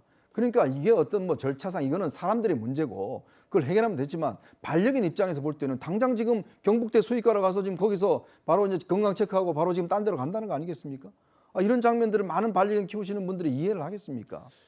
그러니까 이제 법적인 부분 말고 위원정 의원님은 이제 국민 정서 얘기를 좀 해주셨어요. 이제 반려동물에 대한 워낙 요즘에 이제 친근감이 높아졌기 때문에 물론 뭐 지금 촛불단체 대표 윤석열 대통령 퇴진운동을 주도한 촛불단체 대표도 물론 수위화가 교직이긴 합니다만 좀 황당하다는 표현을 썼는데 글쎄요, 그럼 뭐 글쎄요, 전 정부와 현 정부가 신뢰를 쌓아서 다시 문 전 대통령이 키우게끔 만드는 게 합리적일 텐데 뭐 그렇게까지 되기는 좀 어려울 것 같고요. 지금 상태는 어려울 것 같아요. 왜냐하면 이제 보냈기 때문에 그걸 다시 받기는 좀 어려울 것 같고, 그러니까 사실은 이 문제를 이렇게 봐야 될 것 같아요. 만약에 시행령에 대해서 그 문제가 제대로 정리가 안 되고 있으면 키우는 사람 입장에서는 이게 이제 언제까지 계속 키워야 되잖아요. 반려견으로서 같이 생활을 해야 되는 건데, 그럼 재정적 지원도 반드시 있어야 되는 것이고, 그 부분에 대해서 전체적으로 시행령을 바꿔서 그러면 재정적으로 어떤 부분이 필요하다고 하는 부분도 명시를 해야 되는 거죠. 그리고 6개월이라는 기간 동안 그걸 기다리고 있었고, 또 그걸 약속을 하고서 기다리고 있었던 거 아니에요. 근데 그게 처리가 안 되다 보니까 문재인 전 대통령 입장에서는 그러면 처리해달라고 요청을 한 거고, 근데 요청된 게 잘못된 게 아니잖아요. 그러면 현 정부 입장에서는 가능한 한 빨리 처리될 수 있도록 법적 처리를 했었어야죠. 그게 안 된 부분에 대해서 문제를 지적하는 것이고, 그 문제에 대해서 그럼 문재인 전 대통령 입장에서 막 이렇게 이해할 수 있잖아요. 현 정부가 아예 그 시행령 고쳐서 비용까지도 지급하는 부분들을 아예 생각을 안 하고 하지 않으려는 의도가 있지 않나, 이렇게 생각할 수도 있다는 거죠. 그래서 파양은 아니고 다시 이제 반환을 한 거죠. 원래대로 대통령 기록물을 관해서 운영할 수 있도록 하는 것이니까, 그건 양측의 충돌의 문제이고 약속을 지키지 않은 문제에 대한 초점이 있다고 봅니다. 이미 뭐 풍산계를 보냈으니까 문 전 대통령이 반환을 했고 일부 뭐 단체에 맡겼으니까 앞으로 일단락이 쉽지 않을 것 같은데, 최병민 이거 짧게 하나 더요. 현직 대통령 윤석열 대통령이 이제 반년 만에 퇴근길이 좀 짧아졌는데, 오늘 이 화면, 그러니까 한남동 사저에서 나오는 모습이 좀 포착이 됐어요. 상당히 이례적입니다. 그렇죠. 그 서초동에서는 사실 한 10분 정도가 걸립니다, 편도로. 근데 한남동에서 보면 그게 이제 반 정도로 줄죠, 5분. 근데 이제 관저에 들어갔다 이런 의미는 저거보다도 사실은 그 사저로 뭐 사람들을 불러서 만나고 하는 건 현실적으로 쉽지가 않죠. 그런데 아마도 관저에 들어갔으면 거기에 이제 만찬장도 있고 뭐 그렇기 때문에 아마 퇴근 후에도 이른바 만찬 정치 뭐 이런 부분, 그거는 이제 뭐 야당까지를 포함해서 그런 것들이 활성화되지 않겠는가 하는 그런 예상은 해볼 수가 있겠습니다. 제가 이례적이라는 표현을 썼는데 정확한 이체로 봤죠. 처음으로 한남동 사저에서 관저에서 용산 대통령실 출근하는 대통령의 오늘 화면까지 짧게 만나봤습니다. 원래 지금까지 들어온 여러분들의 목소리를, 댓글을 들어볼 차례인데, 오늘 여러 속보 관련을 다루면서 시간 관계에서 오늘 댓글은 좀 생략하도록 하겠습니다. 여러분들의 양해를 바랍니다. 다음 주제 이 얘기가 짧게 준비가 되어 있습니다.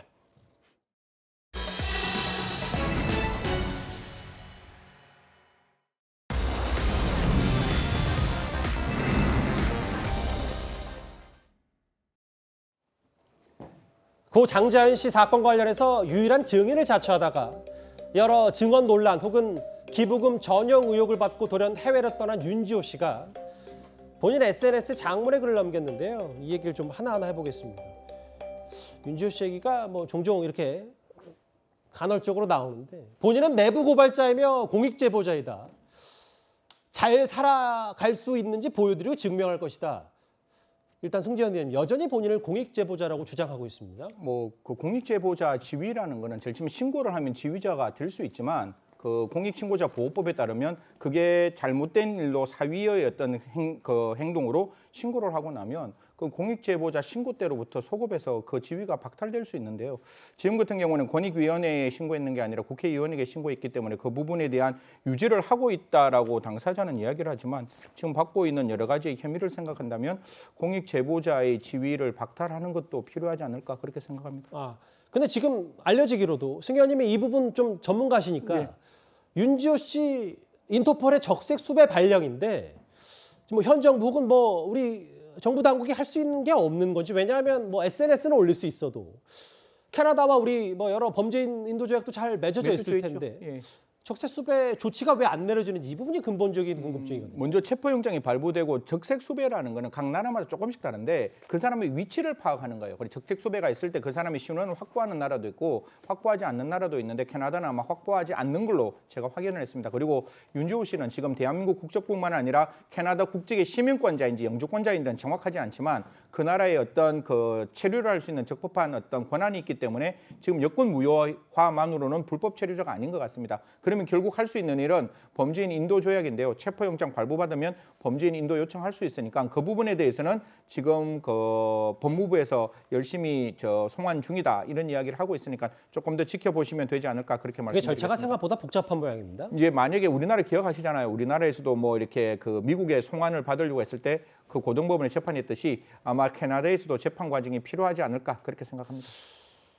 윤지호 씨 얘기까지 오늘 본인 SNS에 올린 얘기까지 핵심 내용 짚어봤습니다. 애초 얘기해드렸던 광주 도심 외국인 패스함 얘기는 저희가 오늘 준비된 소식이 너무 많아서요. 다루지 못한 점 다시 한번 양해를 말씀 부탁드리겠습니다. 화요일 뉴스 탑10 준비한 소식은 여기까지입니다. 곧바로 뉴스 A가 이어지니까요. 많은 시청 바랍니다. 여러분 고맙습니다.